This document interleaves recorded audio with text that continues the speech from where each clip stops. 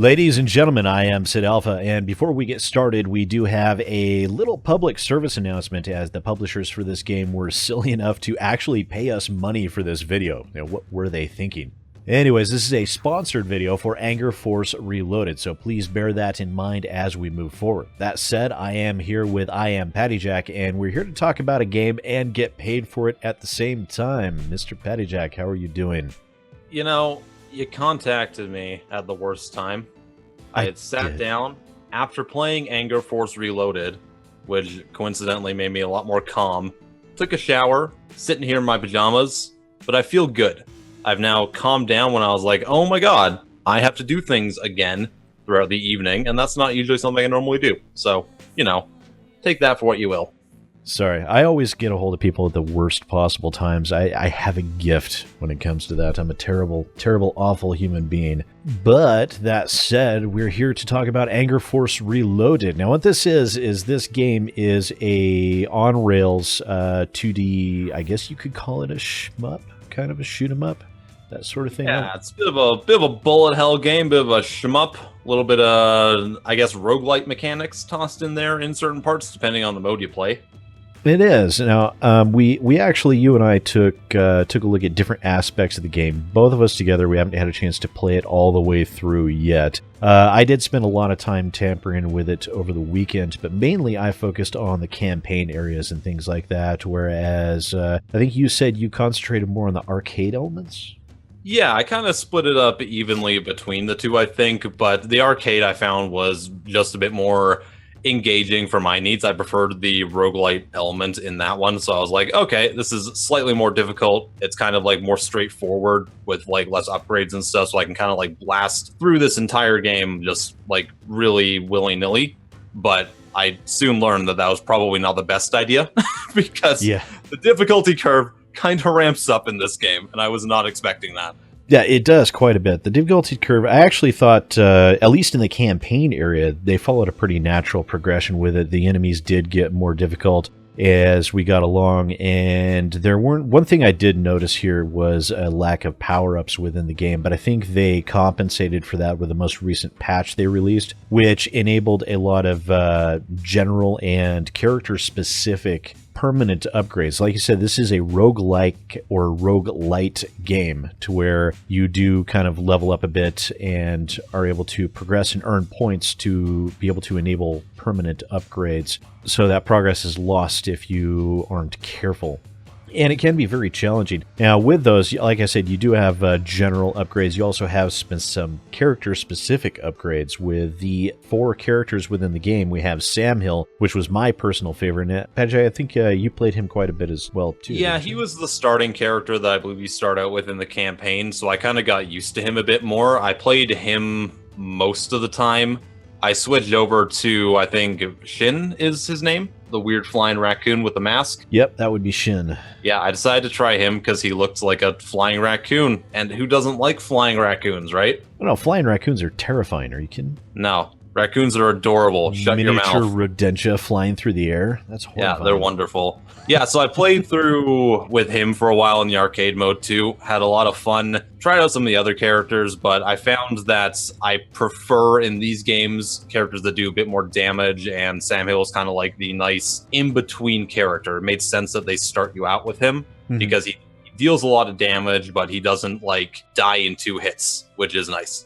Right, he's a nice blend between damage and tank, I think. Whereas we do have, aside from Sam Hill and Shin, we have Asimo. I keep on calling him Asimo. I don't know why. Or Osimo from South Park, if anyone's familiar with that. He's a large robot-type guy, and he's got the laser gun and the chain lightning special abilities. And then we also have Echo. She's the girl character, and she's definitely a glass cannon. She has a very high damage output, but she can't really take it.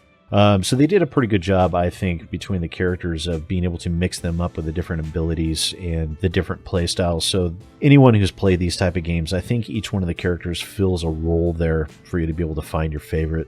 Yeah, and I think that the different characters, like, they start you out with Sam Hill, like we already kind of touched on. It's good to give you a character like that that is a bit more versatile, because someone like me, I'm not super experienced with bullet hell games. I played a lot of them when I was a kid in like arcades and stuff, but beyond that, it was nice to just be able to not have to deal with like you said, a glass cannon character. And at the same time, I tried out Osimo as well, and I just found he didn't do enough damage for me, but he could obviously tank more bullets. So that it all depends on your play style, but it is good to have that really nice rounded out character.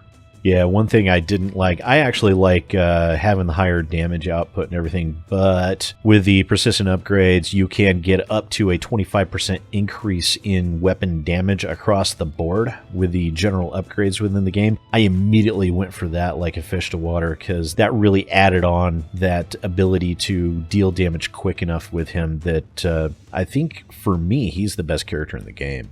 Yeah, and it kind of gets rid of, like, dealing damage and taking out enemies and stuff. It really helps you basically get more bullets off the screen as quick as you can. If you can take out a boss or a phase in a boss, like, before they get their next wave of, like, attacks out, then it's way more beneficial than trying to, like, tank 2 extra shots, because that can really, at least in my case, after I got hit, I would always get, like, disoriented, and that's completely my fault. Then I get hit again and again and again and die. So I kind of went in a very similar route. Yeah, it's that always tends to throw me off too. It's like, oh crap, I got hit, and then I end up taking 3 shots immediately afterward, and it's terrible. I'm so bad at these games, but I did actually manage to 100% most of the levels.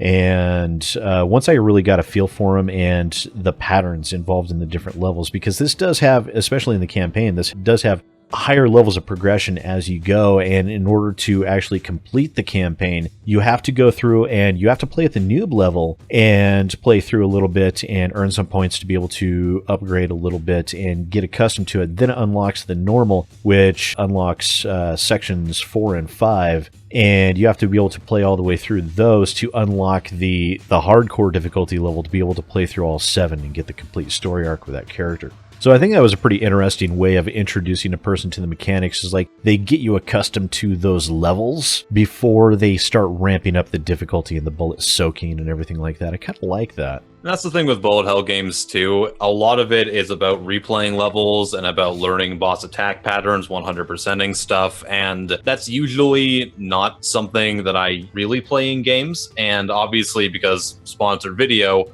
played through this one as much as I could and everything, but I was never like angry at games like I sometimes am with these. It's like I never felt like the game was doing something that was too difficult for me. I always felt like there was a way out, but it was my fault whenever I got hit by anything. And that's something that's kind of difficult to pull off, because it makes me want to play again, and it makes me not mind having to go through, you know, the same thing over and over and over again if I happen to suck, which I most definitely do. Oh yeah, I'm definitely absolutely terrible at this game, no question about it. I'm terrible at a lot of games in general, but this one actually gave me a feeling of accomplishment, which with the persistent upgrades and everything, which is something that you just don't see in roguelikes and things like that, which is why I tend to steer clear of them. For me, I need something like that persistent progression, the feeling that my decisions and my time mattered in some way. And even though I know they just recently added on that aspect of the game, I think it was a very nice addition, and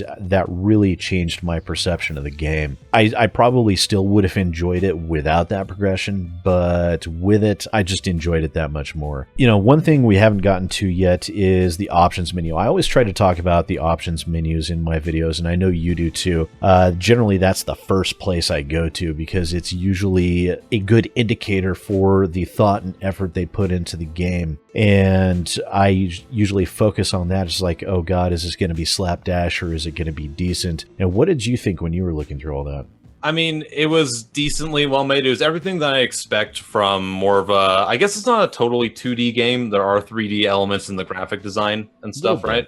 Yeah, it depends on the parts and the menus you're looking at. No, it was some pretty standard stuff in it. In general, I think it had everything I needed, you know, like your VSync and everything like that. But there's a couple things in the options menu, and this is kind of like in the game in general as well, that I think could be worked on.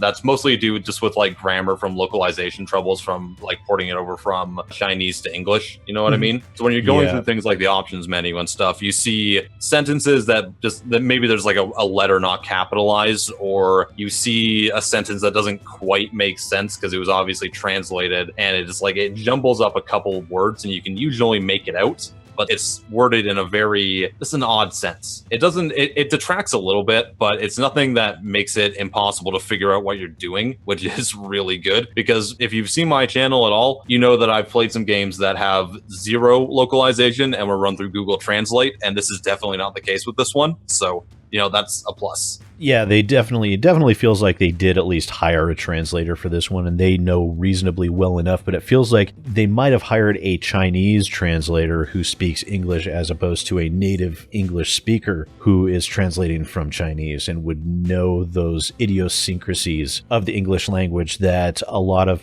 non-native speakers wouldn't necessarily get or understand.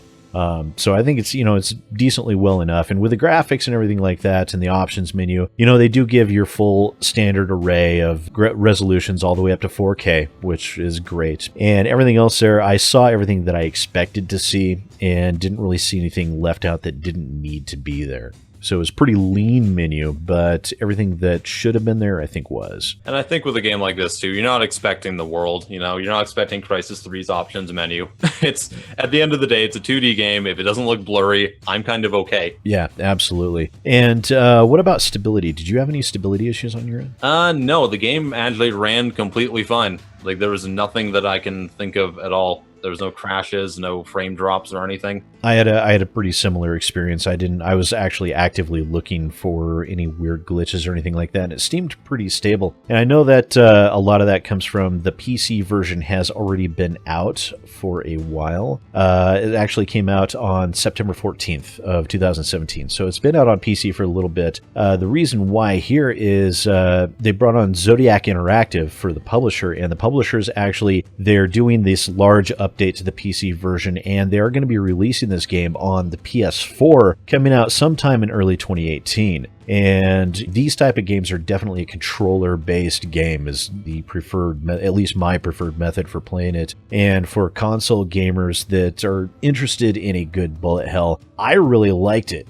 And I thought it was pretty great. I enjoy playing it on PC. I don't have a PlayStation, I'm sorry. But I could definitely see myself buying this when it comes out on PS4. Now, in addition to all this, of course, because we're being paid, we get a couple of additional perks along with it. We were provided with some additional copies for code for the game. I do have 3 people that will be picking out to receive a copy of the game on the Steam version of the game that you can enter by commenting in the video and using the hashtag AngerForce, and we'll be able to search through those and we'll pick 3 winners to be able to contact and get you a free copy of the game if you're interested. So don't forget to comment down there, and if you do like it, also don't forget to leave a review on the Steam storefront, because with a lot of these games, visibility is key, and if you liked the game, tell other people how much you liked it. Let them know. Yeah, be specific. Leave a good review. Be like, yo, I really like this about the game. Maybe I didn't like this aspect too, but like when you leave good reviews, you write them out, makes it even better. Makes it better for the developer too when they can see it.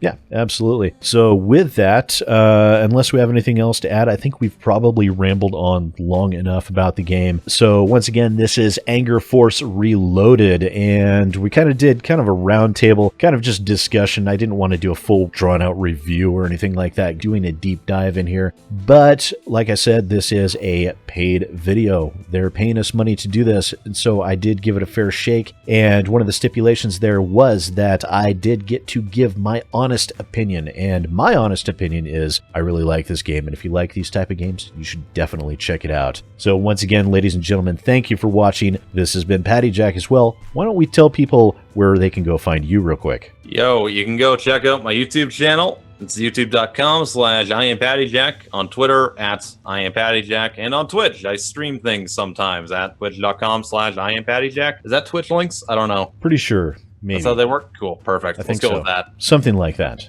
Yeah. Just put in /IamPattyJack. You'll be able to find him because, unlike me, he's smart enough to be able to do unified branding. So that said, ladies and gentlemen, thank you for watching. I am SidAlpha, and I'll see you next time.